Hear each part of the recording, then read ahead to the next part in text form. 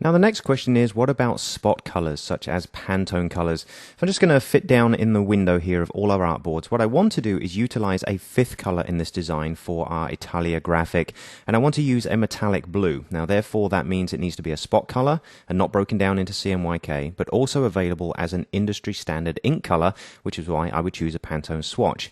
Now, as a side note, just going back to the whole swatch guides thing I was telling you a second ago, there is a new Pantone Geo guide, which not only shows spot color swatches, but also gives you the specific RGB values now for recreating those in digital form if you're doing web or broadcast design. So pretty cool that the Pantone book's giving us that much flexibility.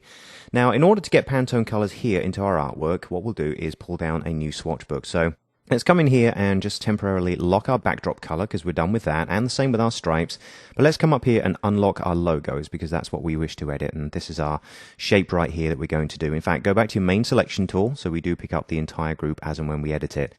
So to get the Pantone swatches, let's come up to the window menu and go way down past the bottom. We've already got our swatches panel open, but this is something separate. You'll see there is a swatch libraries option down here. If we come over to the side, what we want to do is choose a color book, and you see there's many in here. These are all default that come with Illustrator, but in the color book section, these are the industry standard color books, and what we're going to do is go down and choose Pantone Solid Coated, all right? Now, when you choose that, it may take a few seconds to come up, and next time you come into Illustrator, it's not going to have this panel here by default, okay? Two things you can do to get around that. You could drag this and dock it somewhere into one of your layouts and then save the workspace. But then you would also want to make sure that you come to the flyout menu on the side here and choose persistent.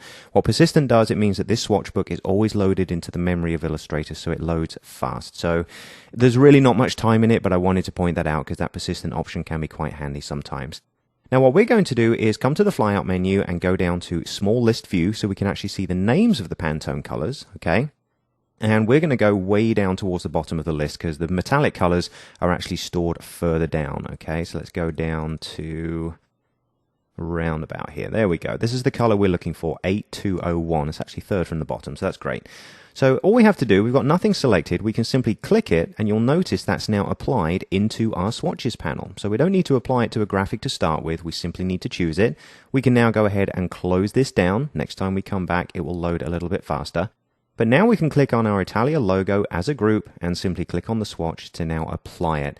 And you can see that that's using our spot Pantone color. We can then come up here if we need to and apply a tint of that. So it's worth bearing in mind, any swatches that have names, you can also apply tints.